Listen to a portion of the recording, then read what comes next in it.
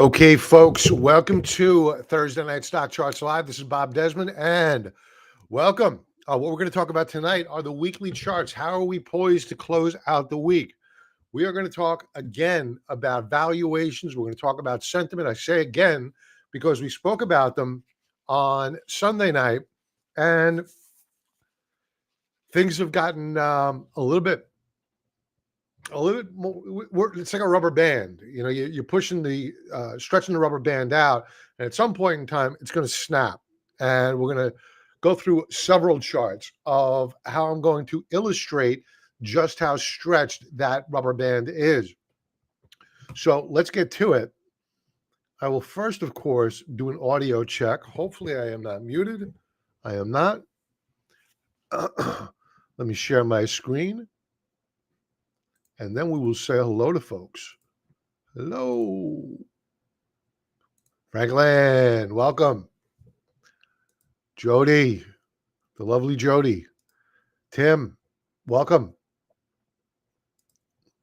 Thank you for that, sir. I appreciate that very much. George, welcome. Okay. Trader Isaac. Hello, Bob. One question. Are we supposed to post in Bull Bear Banter or in our own feed? Okay, so great question. So what I've done with this forum is that I've let it morph into whatever makes people feel comfortable. If you're looking to have a conversation with somebody and you're posting it in the feed, if there are people, because this is still free to sign up for, right? So here, I'll pop this in there for those folks that are not signed in.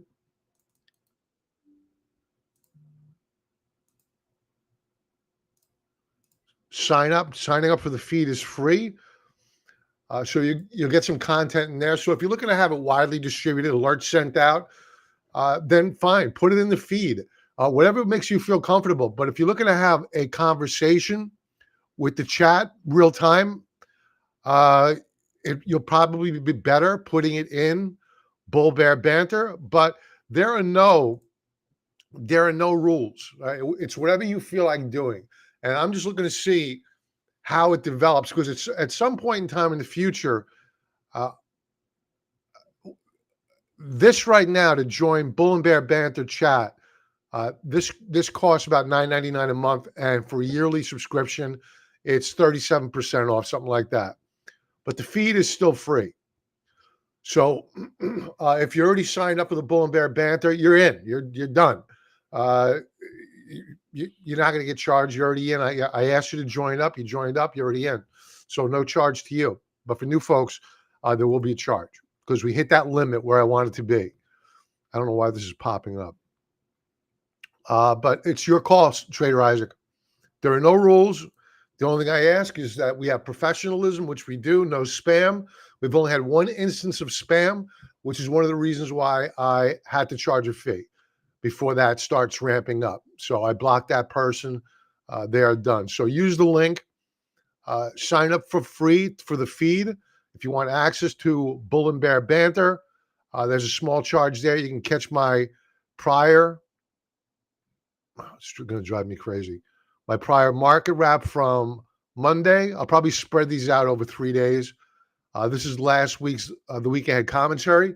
So if you want to sample the commentary, get a feel for it without having to sign up, check it out. It's there, posted for you. So head on over. It's free. And what else? All right, so people have posted their trade requests, chart requests, I should say. Let me write them down. Coco, that's the educational company, right? VFS EWZ. And who else do we have here? SQ for Scott. Tim, JD. Love, Andrew Love. And rum. Okay. All right. Let's get to it.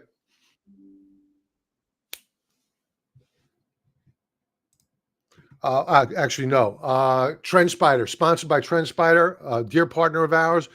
Tons of functionality here, folks. I'll be demonstrating it. I don't want to waste your time. I want to get to it.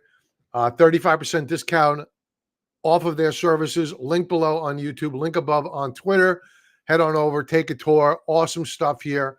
I strongly encourage you that everybody has this as a tool in their toolbox. I think you're nuts if you don't have it. All right, let's get to it.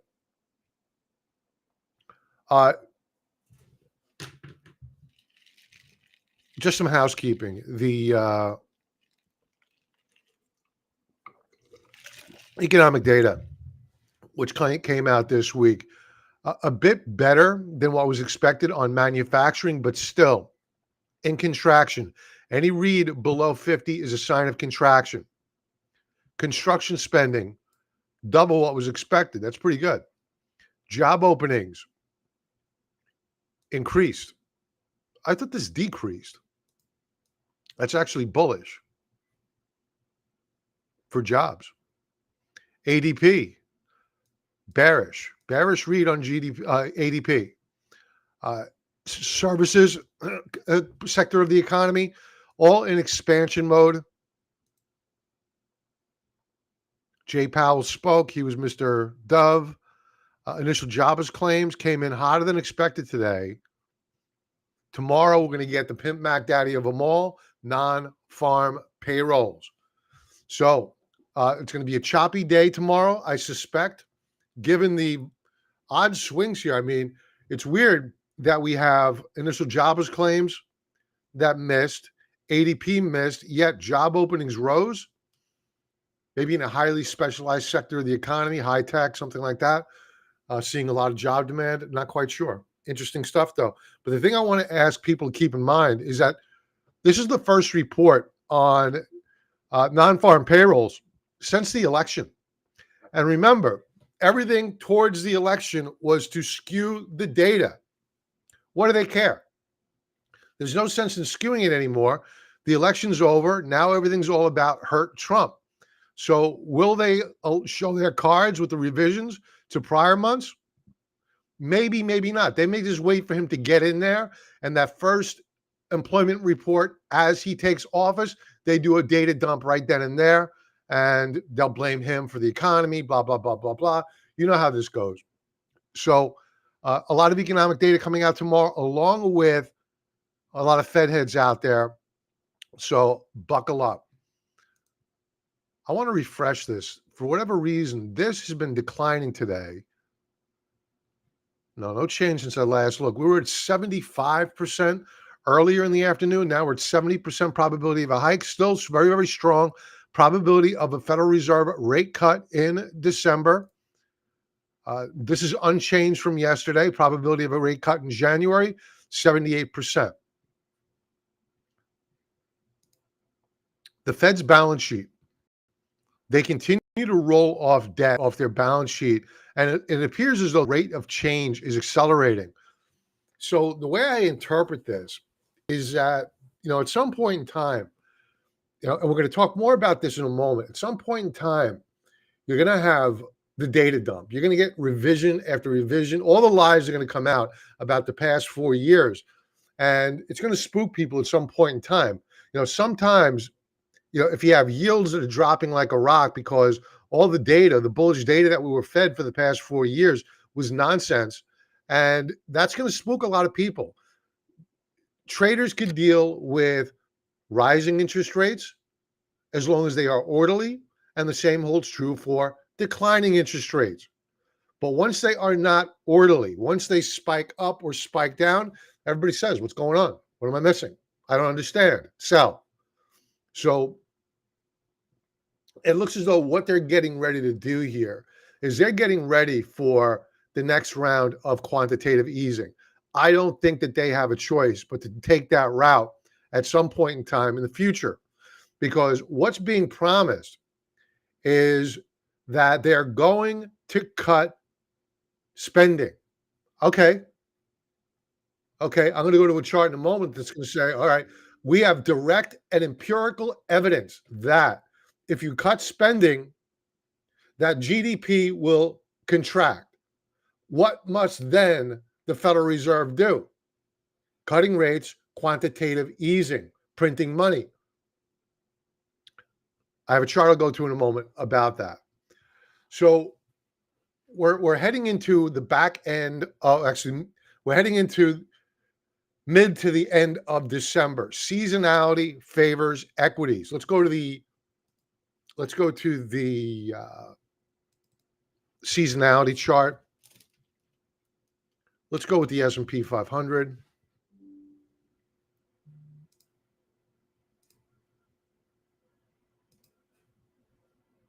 And for the past 32 years, November, by far the best month. Actually, yeah, measurably the best month out of the year. April, the second best. May, the third best. And December, I always thought for the longest time that December was the best month, but it is not. It is up 69%, one of the better months, no doubt about it. So we are in a seasonally favorable period of time. That all ends in January.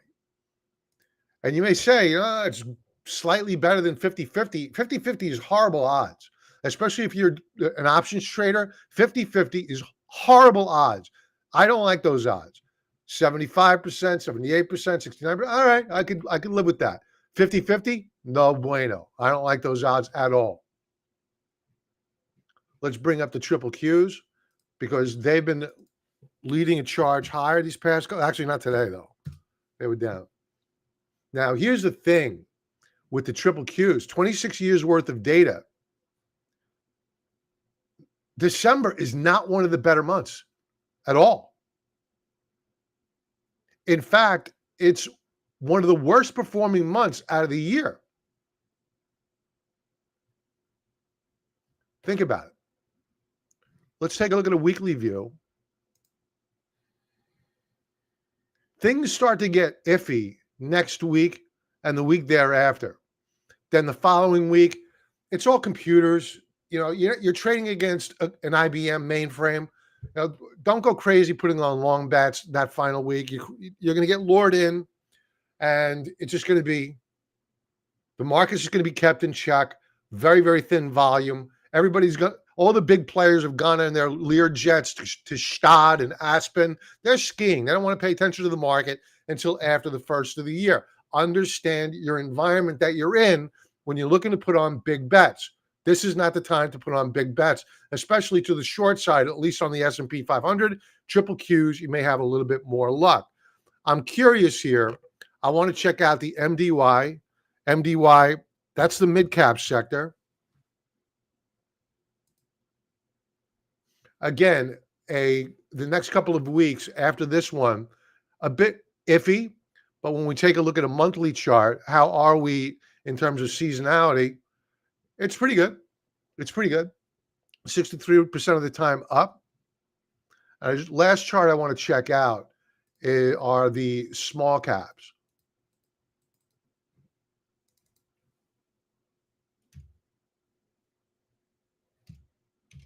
IWM will do. IWM up 64% of the time. So S&P 500 mid caps and small caps for the back half of the year. Let's check out the weekly view. Again, I think that we're going to have a couple of weeks of just not much happening here at all.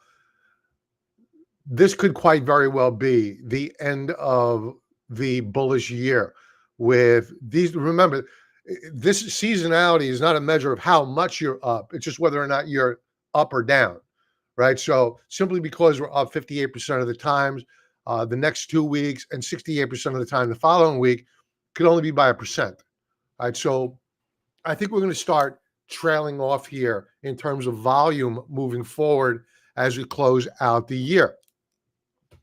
You'll probably see tax loss selling of a lot of the laggards that are out there. Maybe Boeing will take another leg down. It was down today. So let's continue on with, we want to start thinking 2025 now. We know that we're in a seasonally favorable period of time. We have been.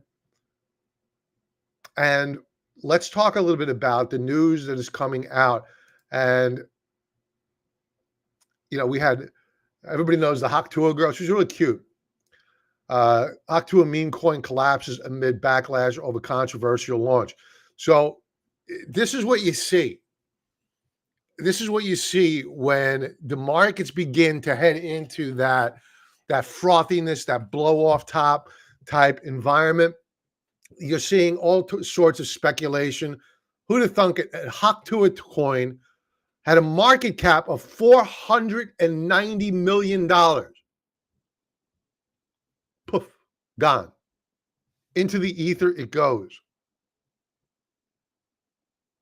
I hope she got some money.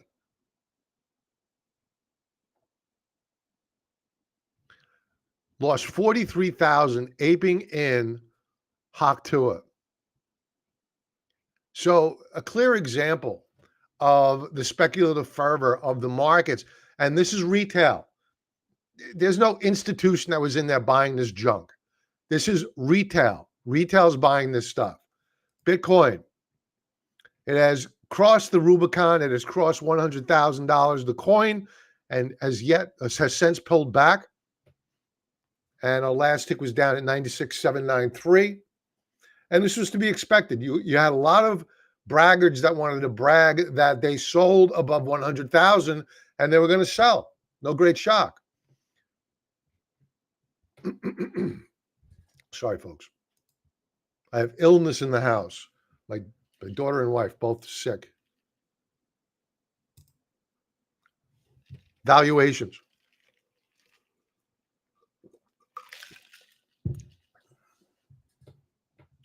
Valuation of the market at current S&P 500 has now crossed above the October 2021 highs and closed there.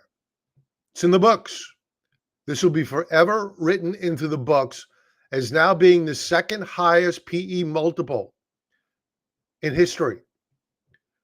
We are now just shy of the 2000 highs on a PE basis. Rearview mirror PE basis. What was that high there?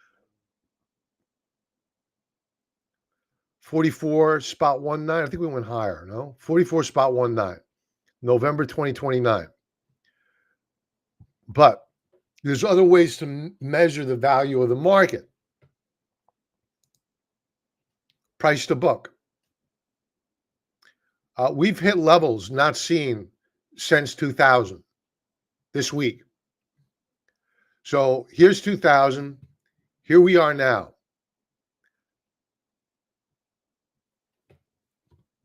Yeah, we could ignore it. We could ignore it and say it's different this time. But every time I hear that, it usually doesn't end well for the markets. Price to sales. Any read above 1 is generally considered an expensive stock, but a high quality stock could sport a price to sales of 2. And right now we are at 3.26 on the S&P 500. We're at record levels. We're at all-time highs. We have blown through the 2000 levels like a hot knife through butter.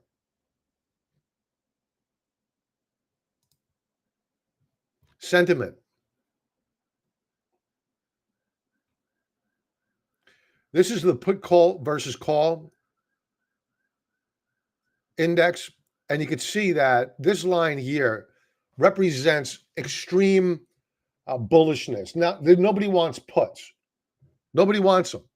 So puts are cheap right now. If you're thinking about putting on a long speculative hedge, now's the time to buy that hedge. Just go long dated because nobody wants them until they do. And yesterday you saw volatility close up. The VIX index closed up along with the S&P 500. That is a tell. Then you take a look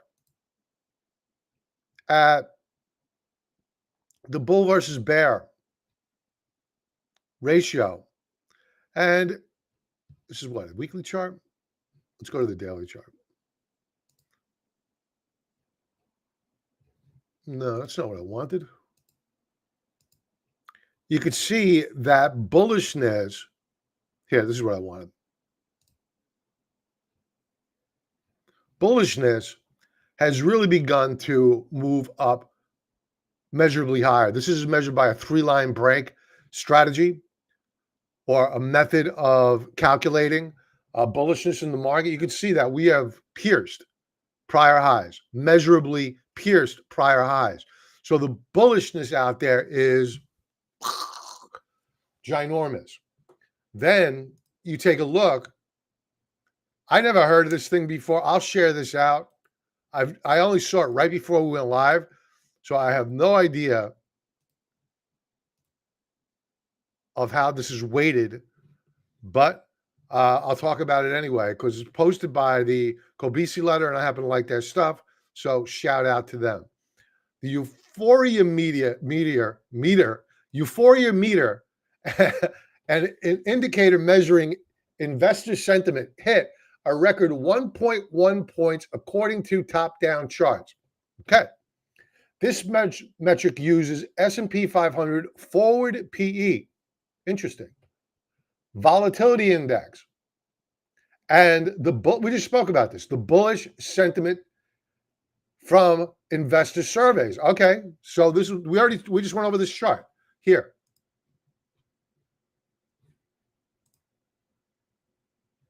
Market sentiment has gone from depressed levels to euphoria in just 2 years. During this time, the S&P 500 has risen 50% and reached 56 all-time highs. Bullish sentiment is unbelievably strong.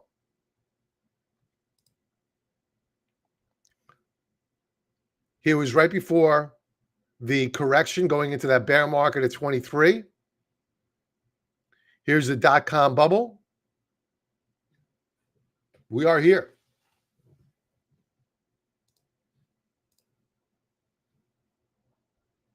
I'm not ready for this yet.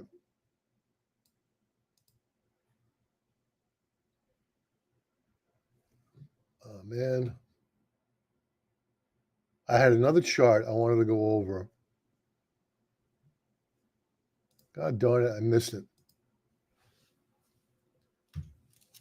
It was the chart of GDP to debt. Please tell me I reposted it. Son of a bitch, I didn't do it. Ah, darn it. Let's see if it was Kobisi that posted it. No.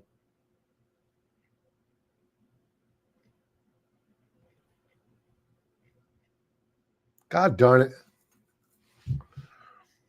It just showed you the debt to GDP chart. And you'll have to take my word for it that the chart of the debt and the chart of GDP are lockstep. So you can see that you take away that stool from the GDP, which is debt, GDP is going to roll the hell over. Son of a gun. Son of a gun. All right. I don't want to bore people here.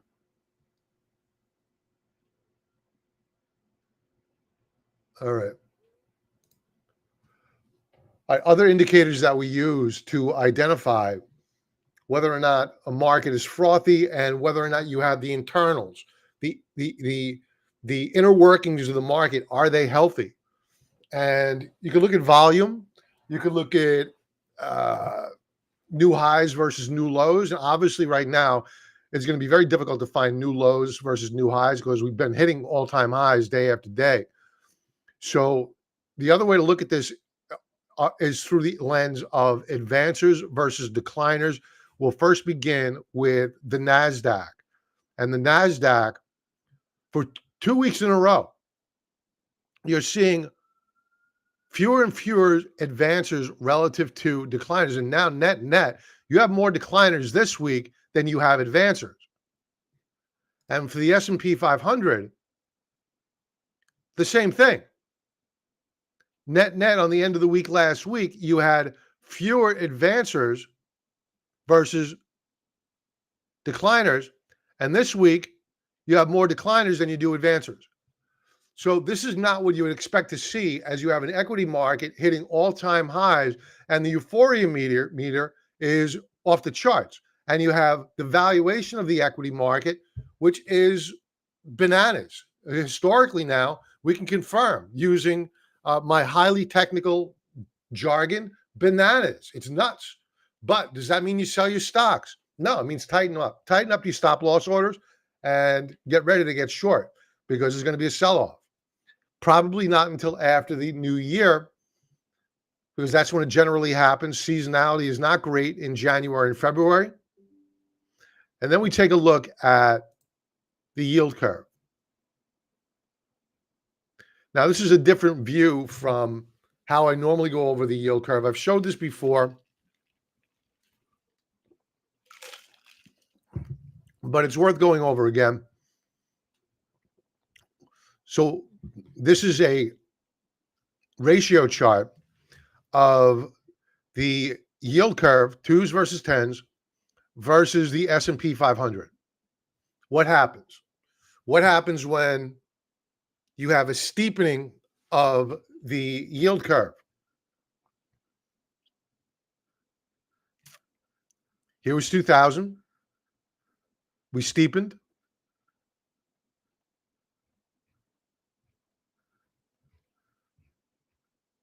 Hold on. This is missing the overlay. I'm going to fire my producer. This should have been ready. Okay.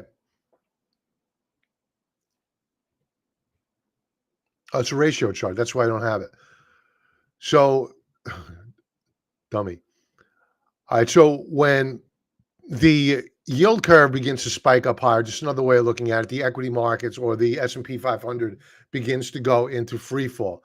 It happened here, 2000, here, financial crisis, COVID, and then, of course, here we are now. What are we doing? Since the last time I went over this chart, we have uninverted. And we are now climbing up. Now, nothing to worry about yet. It's just that when we break out and above this resistance level, that means that the yield curve is spiking and the S&P 500 is acting negatively to that spike up. And I'll take you to another view of how to look at this, and that is through the lens of a monthly view.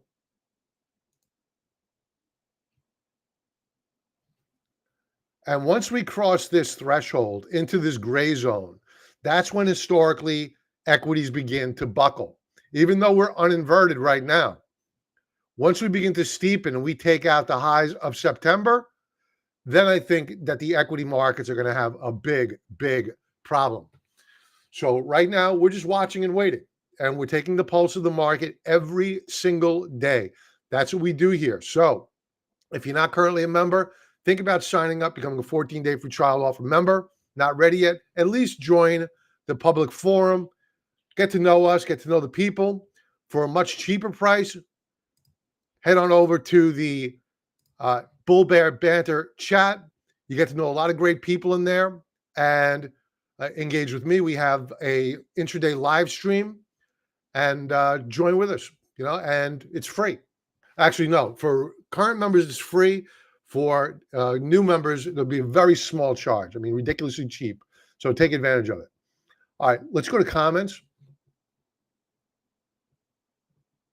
Sean. Hey, Sean. Thank you, sir. TZ. I think I went over a couple of these. RL. Yeah, we did that, RL. You probably didn't see that. You probably posted that before I showed it.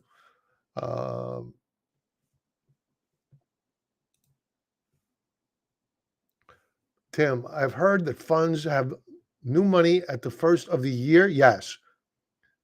That they have to invest, and that gives the market a pop. Do they have to put it to work right away? No. Do they believe that having that money put to work, the statistical probability of having that money work for you. Having the stock market go up higher is highly likely relative to the stock market declining. Uh, will they leg in? That's quite a possibility.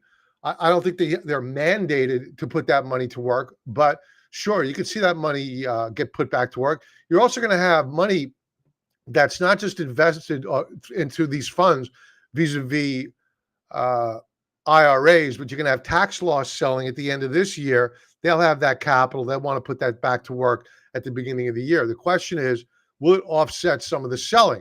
You know, a lot of people are going to put off selling their stocks until after the first of the year to avoid the taxes this year.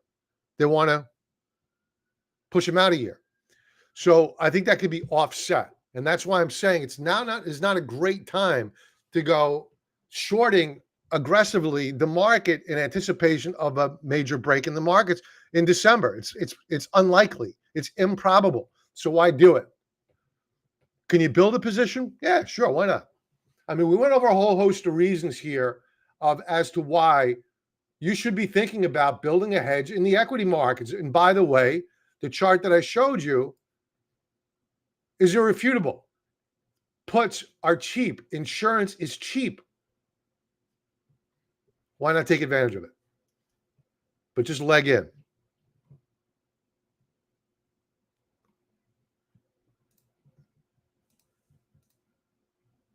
You're welcome, Tim. All right, let's do some chart requests. Oh, no, actually, no. We need to go over. We need to go over the weekly charts. I forgot all about that. Let's take a look.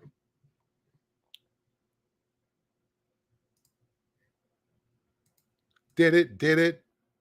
Did it? Did it? Okay. CRB commodity index, nothing happening here. No follow through from 2 weeks ago to the upside. TLT, of which we are long. Good week. We've had a good week so far. Up over a half percentage point. Let's go daily view. You know, it was strange this morning. You had yields which were rallying, and they looked really good. But by the end of the day, they closed down with bonds finishing up. So a very good week so far for us in a bond portfolio.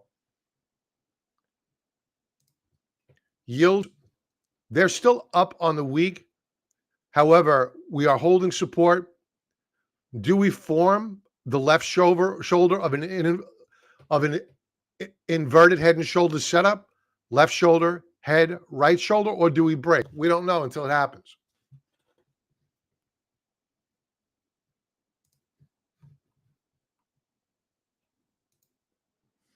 Jody, SMCI, a save situation or an undervalued opportunity? I'm very, very speculative, Jody, and you know I don't mind risk. I'm a full believer in you know, you got to take on risk to get the reward, and we made 50% on SMCI when we bought it at 1750, and then I sold it because I didn't think it could go down anymore, and we were right. To think that this is over, I don't know. It seems like a bit of hopium to me. The way I look at it is that Ernst & Young, their accounting firm, quit on them. Why? Were they not cooperating? Were they not being fully transparent? Why would they quit?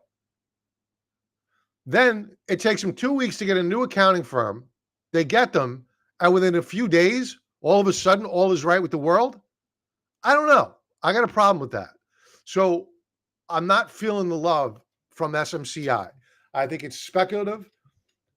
Did they file their SEC documents? I don't even know if they did yet. Maybe they did for all I know, but I don't know if they filed. I think that they just got a green light from the auditors. I don't know if they have signed off. Oh, I see what you're saying. So you're talking about a lockup period. Interesting. I hadn't thought about it. The up from here, that's a question mark. Could they have somehow pressured the auditors to and this is the speculative me, the conspiracy theorist that is me, to pressure them, get a green light to get a boost out of the stock so they can sell into it. Well, check out on TrendSpider, they have insider selling. We'll check that out. I don't know if it would have been reported yet. It's only been a few days.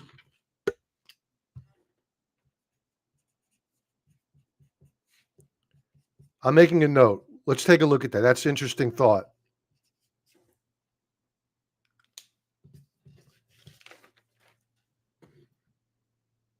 RL, APP reversal into close. Yeah, we were talking about that on the wrap up. I wanted it to go red. I would have added more short. It did not. I wanted to see a bearish key reversal on APP. It did not. So I will be adding more. I'll be opening up a new tranche of shorts going into February. So more to come on that trade. Okay, you're welcome. Okay, so tips, good week. Oh, no, actually, no, tips. I didn't go over them yet.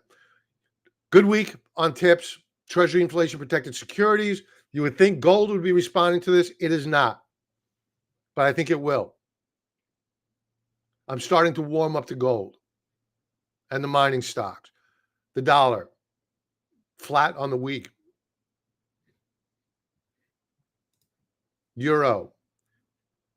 Whenever you get this type of congestion, this is going up. If we close out the week where we're at currently or higher, this is going up. Therefore, in all probability, the US dollar will be going down. I will be watching this chart tomorrow afternoon to see whether or not I want to buy back some of the GDXJ stock that we sold several weeks ago and NUGT. Yen, down on the week, attempting to break out. If we break out on the week, you could bet the dollar in the coming weeks is going to get hit. Bitcoin, we went over. Volatility. Volatility is up on the week.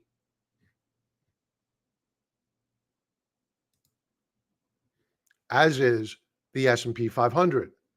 That's not supposed to be. How do we interpret this? We've seen it before. And how you interpret it is that while you're not seeing selling on the S&P 500, people are buying the cheap insurance we've been talking about. Investors, institutions, that's what they're doing. And when you take a look at the daily chart, we broke out. This is as of yesterday, though. No, I guess it's today. We broke out. Volatility is broken out of a descending wedge formation. It wants to go up. So it looks as though the selling of VIX options is over and they are under stealth accumulation. Transports. We booked profits on CSX earlier in the week because the chart of the transports and CSX looked very closely aligned, and I was worried about lower lows. Thank God we did, because they continued lower on the week. So the Dow transports down over 3.5%. Daily view. We broke support, expect a check back tomorrow in an effort to try to recapture support. We'll see what happens. Look at the volume. Institutional distribution. Dow Jones Industrial Average down on the week now by nearly 1/3% on volume. Daily chart.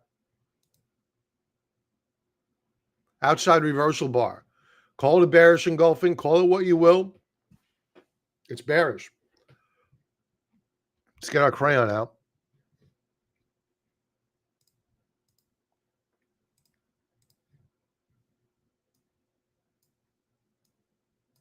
There it is. Do we break out or do we break down? The test is always at the top.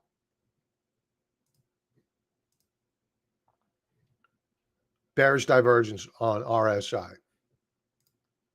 S&P 500 weekly view up over a half percentage point, new all-time record highs. What's the common thing about the stock market just prior to a bubble bursting? They just hit all-time highs. That being said, the path of least resistance remains higher. So it sounds like I'm talking out of both sides of my mouth. I'm actually not. Predetermine where you want to get out. Whatever you're holding, you've made money on it, predetermine where you want to get out. Me, I opt for a 5% trailing stop loss. We did it with Datadog a few days ago, a couple of weeks ago. I don't remember when, but we got stopped out, made a nice profit. Did we get out at the top? No, but we made a nice profit, nothing to cry about. So set your trailing stops, let the market take you out. Daily view. Down on the day, we're extended. We're very extended as measured by momentum. Volume was thin. Let's check out how they closed this out on the day, 30-minute view. No buying into this close. In fact, I need to retract that. There was buying into the close. The however is every time people tried to buy, it got sold into. It was distributed. And they did it on volume.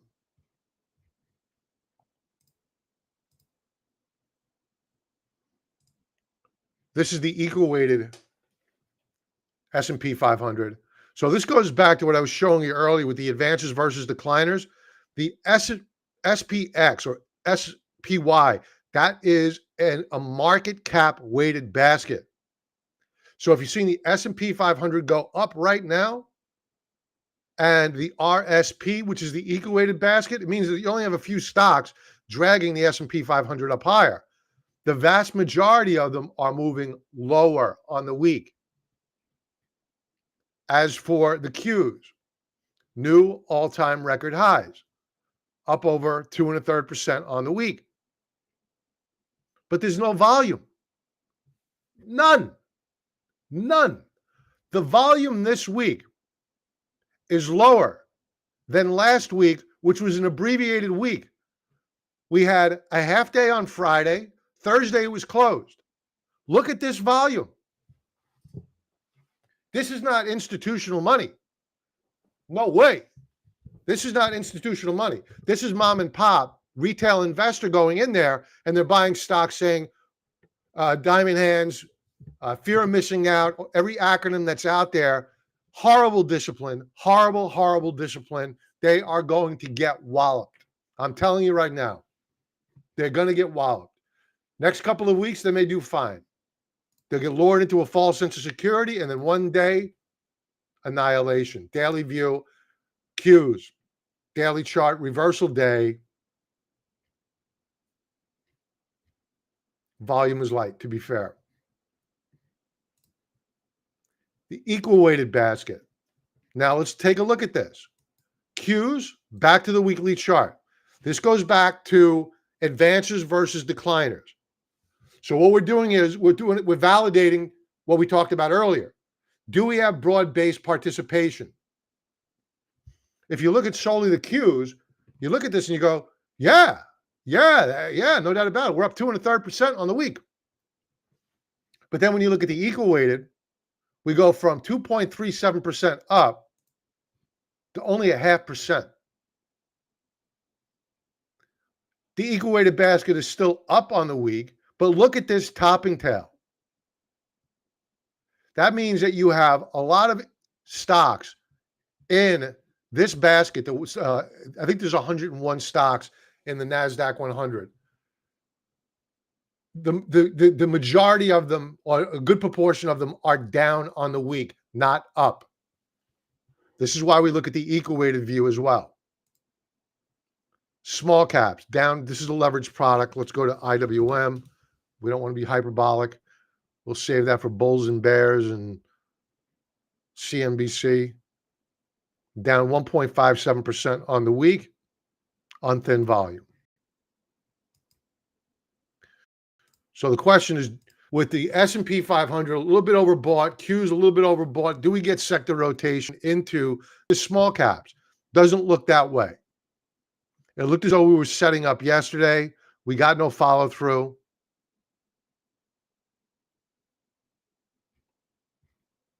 Looks as though we may want to go lower here. Let's check in with the MDY. This is the mid cap arena.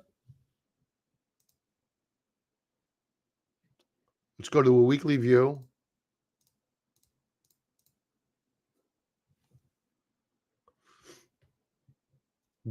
Down on the week. No great shock. Daily view. How's our volume? Very light. So we're not seeing a lot of distribution of the mid and small caps. Yeah. So we don't want to get doom and gloomish. All we want to do right now is this, I already have this chart up here somewhere. I don't want to duplicate it. Where's MDY? MDY. All we want to do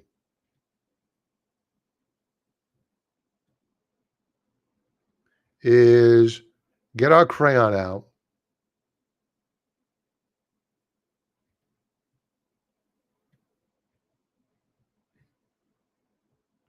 Where the heck is this chart? All right.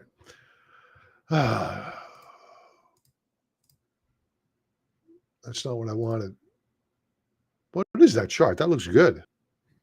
S&P 500 Durables and Apparel Industry Group. That wants to break out. Sorry about that. All right, MDY. So here, we want to get our crayon out and play connect the dots. Where do we have support? We could pull all the way back here to 595 per share.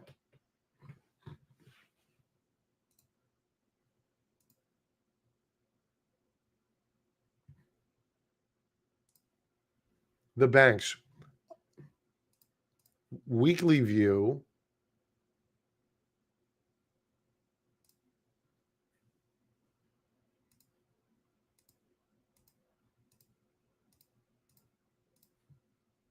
Down on the week, 1.81%. Volume is probably going to come in about average tomorrow. Technology sector broke out on the week. How is our volume? Very, very thin volume. One trading day left to go. I'll tell you, Jesus, man, if this thing fails to hold support tomorrow,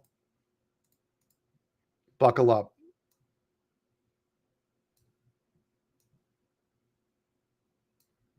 That's a wedge formation.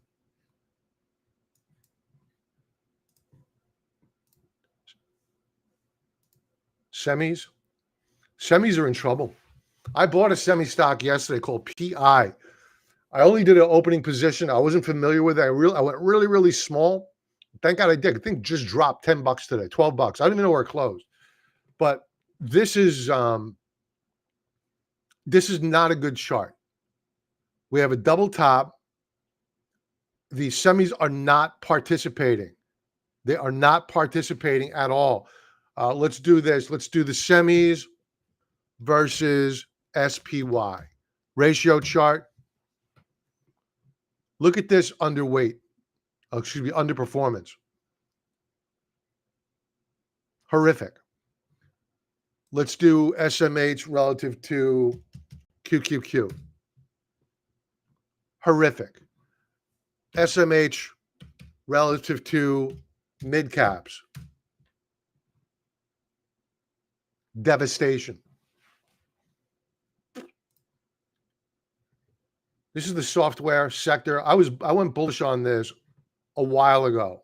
I did a video on it, in fact, and we made some good money here on Datadog. We even bought this ETF. We made good money, really good money. I sold too soon. This is still looking bullish. We have an outside reversal bar. This may continue up higher. Would I initiate a new trade here? Probably not. The easy money's been made. Look at the gap up yesterday. No follow through today. They're probably going to want to fill this gap at some point in time. Big volume to the downside today. I would avoid this. Biotechs, not looking good. Great day yesterday. Horrible day today. Staples, they appear to be losing their momentum.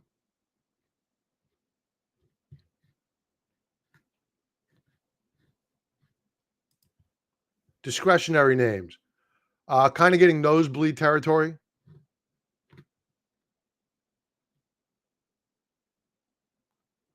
Let's go daily view.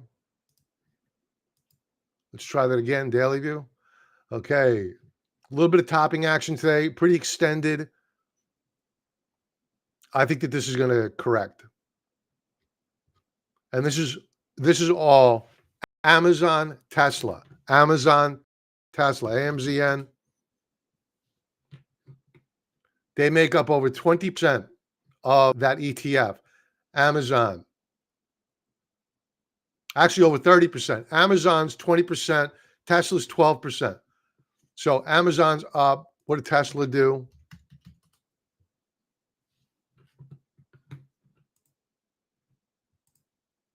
Up 3.23. Once these two go, that ETF is going down. Emerging markets, looking good. This is ex-China. Looking good here. Looks like you have some speculators in there betting on a break of the US dollar. Emerging markets with China also looking okay. Energy.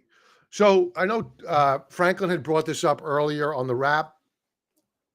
We were talking about energy stocks and whether or not it was time to buy. In particular, he was talking about Gush, which is a leveraged product. Now, the way I left off the conversation was that oil on the week is, this is updated, up, but we're well off the highs. Might we break out? Sure. Might we break down? Sure. We don't know. We're not that smart. So we're not going to bet which way oil is going to go unless, of course, we're going to buy it and use a tight stop. Now, we're holding on to some pretty strong support here. And if you wanted to say that we're in a range, okay, and we're at the lower end of that range, I'd be fine with that. You got to use a stop loss right below $65 the barrel on light sweet crude. Now, there are some bullish indicators here, and we did not go over this during the call.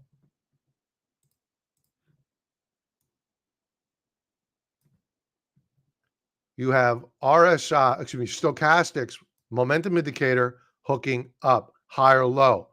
What is price doing? It's not putting in higher lows, that's for sure. It's barely holding on by a thread, but the momentum to the downside, just not there. So I could see this getting resolved up, but I need to see a resolution to this before I began buying common stock of Gush or XLE or an individual name, because they're highly correlated. Back to XLE. What's that doing on the week? That's down 3%. So it's underperforming the S&P 500. It's underperforming oil. And now is not the time.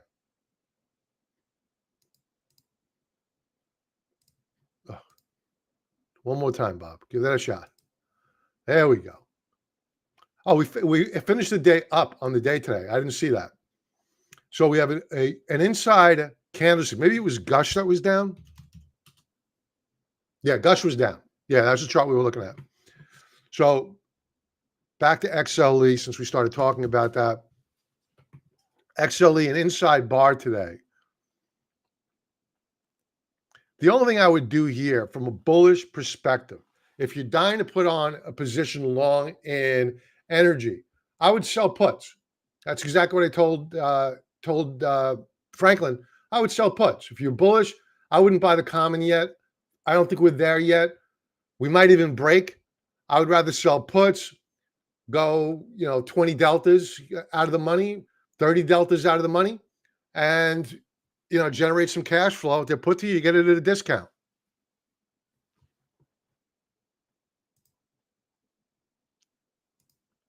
Gasoline prices. This is bullish. You thought you had a bullish divergence going on oil. There's even a bigger one on gasoline.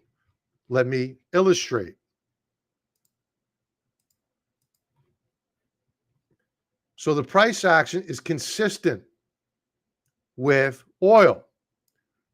We're in a wedge formation, triangle formation, call it what you will, I don't care. There's a setup here. The setup is it's going to break out or going to break down very, very soon. It's going to happen. My bet is that we break out. Why? Because the momentum, we have leading indicators telling us that. In fact, gasoline is so out of control, not only are we putting in higher lows, we're now putting in higher highs.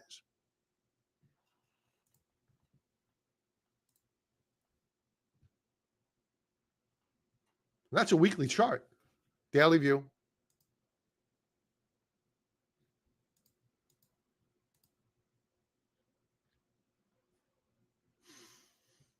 Orderly, very, very orderly, very light volume. This could break out. So we know we have a thread out there. Natural gas down on the week, but I'm still bullish on it. So we know that we have threats of inflation coming our way. In fact, if we get bearish jobs data either tomorrow or after the first of the year, when you have a new administration, so we have that'll equate to a weak economy. But what if inflation, as measured by gasoline, oil, the CRB commodity index, what if it moves up higher and breaks out, as it looks like there's a chance that they may? That's stagflation. Stagnant growth with inflation. That is the perfect environment for gold.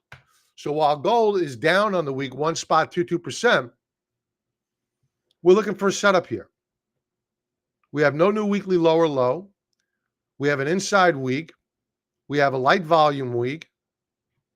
Let's go daily view. Not a great day today. Outside reversal bar struggling at its 50-day moving average. I think that we're going to need to have a pullback here and then a running start at that 50-day. And the way we'll look at it is this way, because we want to add more to our gold mining position. Here is the W formation. You can do it like this, do it like this.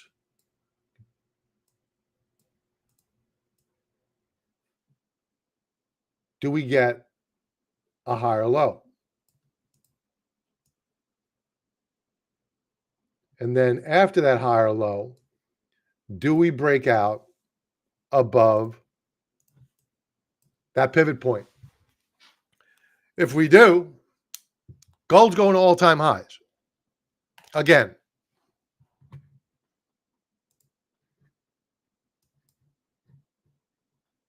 But I don't think it happens this week.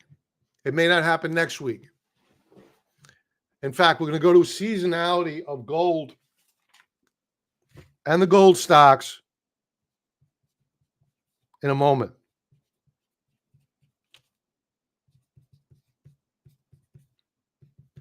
Okay.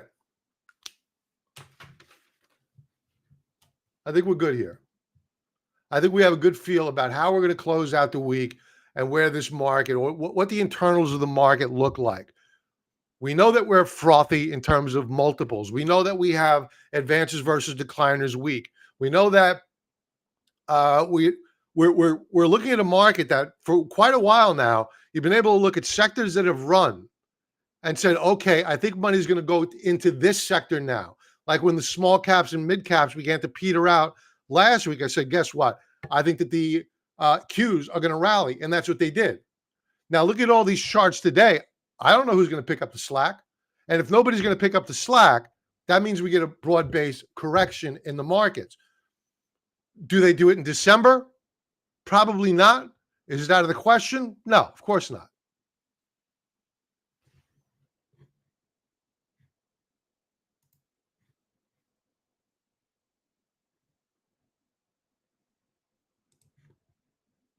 All right, we got chart requests to do here.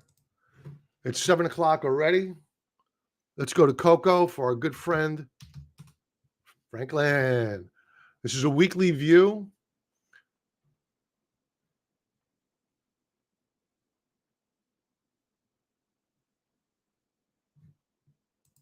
go to a monthly view for a moment.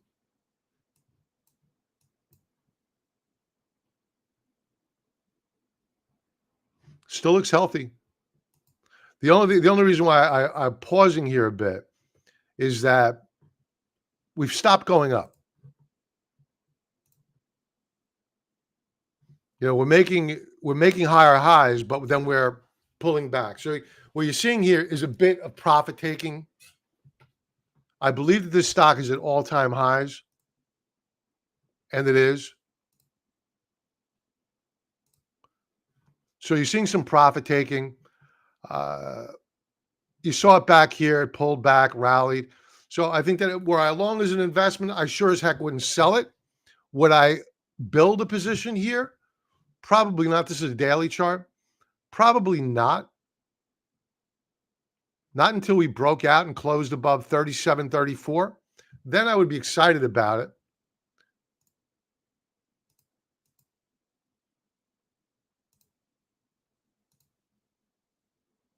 You don't have a lot of support immediately below. In fact, these are the automated trend lines on TrendSpider, and they're using resistance by the closing price action.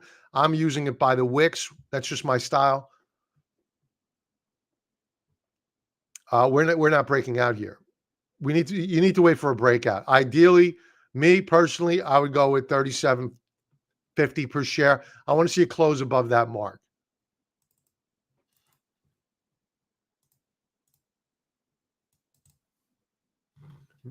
VFS. Oh, what the heck is this? VinFast Auto.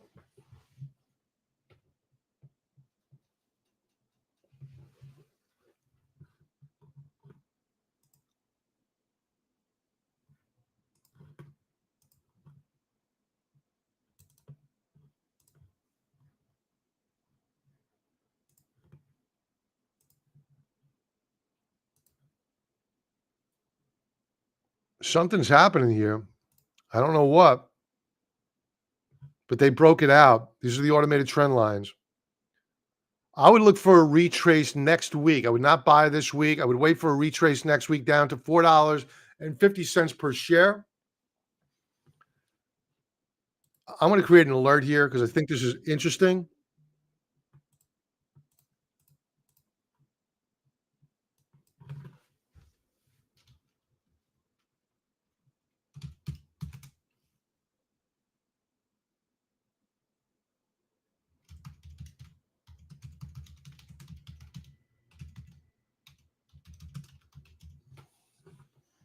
Let's get rid of this sensitivity. All we care about, oh, no, we could use a little bit of sensitivity. I stand corrected. And there we go. I only want this to fire off next week. If it fires off this week, I'm not interested. That means it didn't hold the breakout point.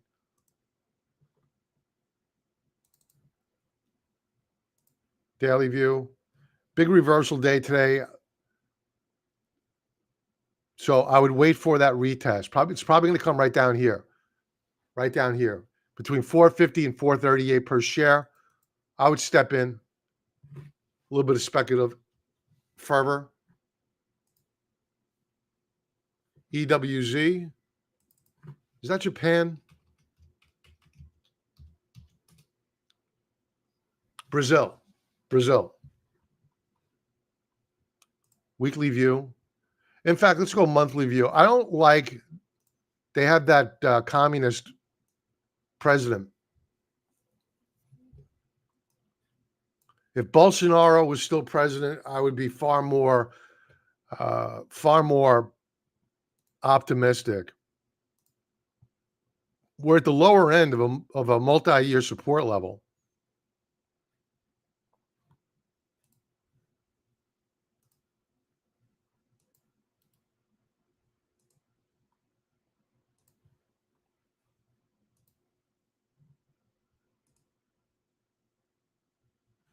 We broke support last week. I think you could nibble here, but I wouldn't get big because if we break, we can go all the way down here to the March 20 lows. This just goes to show you how poor Brazil is doing right now. And you're welcome, Jody. Have a great night now. Franklin, have a good night, pal.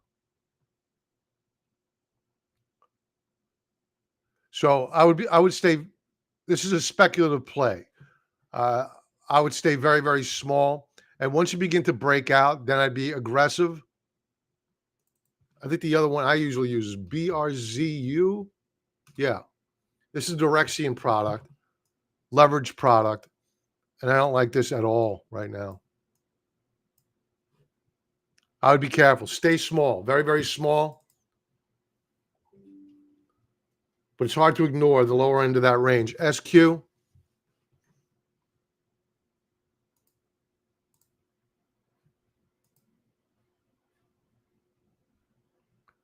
Let's get rid of all of these annotations. Way too noisy. Okay, so SQ broke out. We had an inverted head and shoulders setup, left shoulder, head, right shoulder. We have now broken out. This is a buy. Now, might we pull back and retest here a couple of times? Sure. I had an alert set up here. No, I did not buy it.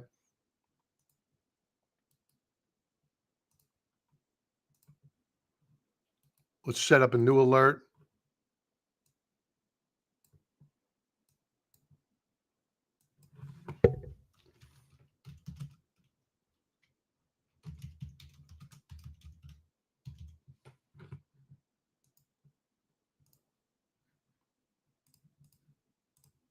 And we're good to go.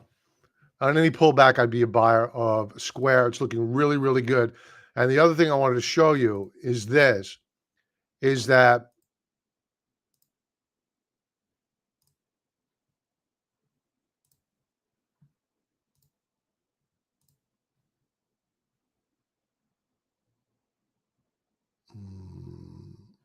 I'll get rid of all this. All right, I can't get rid of this right now. Sorry about the noise. I can get rid of the drawings, though. Okay, so take note. Let's go to a monthly chart of Square. Look at the revenue growth.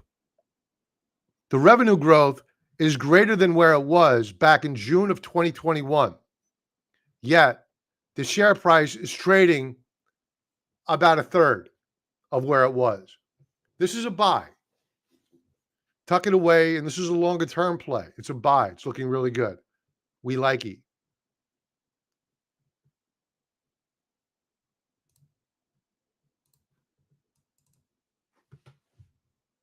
JD, monthly chart. This is a Chinese company, I believe.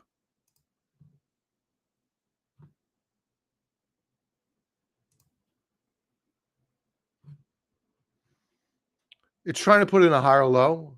It's probably going up higher.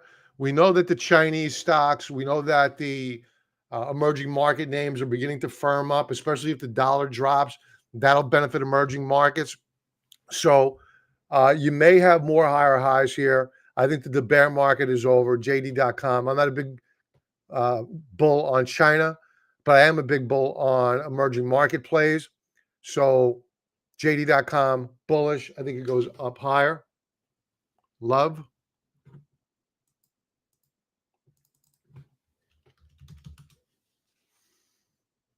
Love SAC. Weekly chart's looking really good. We have a multi-month consolidation. We have a Bollinger Band squeeze, which is now since fired off. Today, though, we had an outside reversal bar. We've stopped going up, therefore, reversion to the mean time, probably a pullback to the 20-day moving average. Let's see if we have any trend lines. And we do. Support level down at 35.35. If that fails, 35.41. If that fails, 33.55. And the 33.55, excuse me, this one here, not 33.55. 34.32 intersects with the 20-day moving average. That's probably where we're going.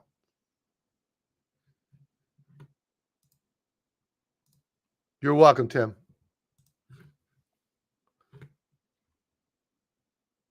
All right, let's take a look at SMCI. And we were talking about taking a look at the insider buying or selling there. Let's take a quick peek.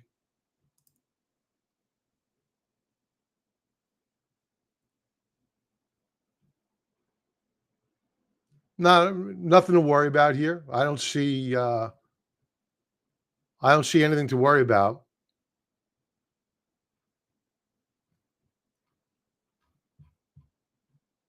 I wouldn't buy the stock, but no insider selling that I could see. Gold.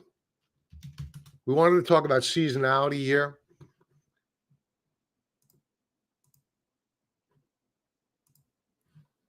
January is the best month out of the year, next to July, which is they're equal. So as let's go to the weekly view. As these shares get hit, ideally in the next couple of weeks, we want to be accumulating, getting ready for the final 2 weeks of the year, which are very, very bullish. In fact, the two most bullish weeks out of the year are the end of December, and then the best month out of the year is January. Now is not the time to buy, though. Wait, the technicals aren't there. GDXJ.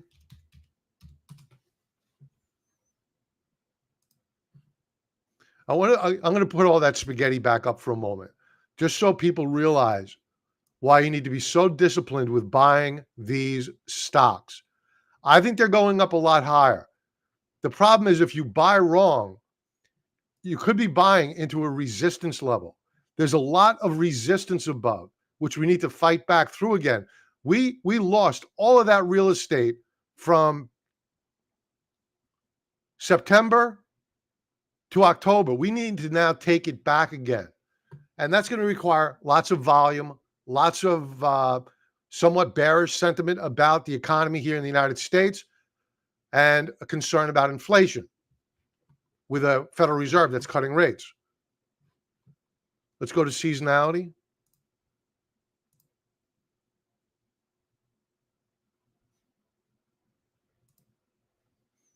Now, December is just horrific.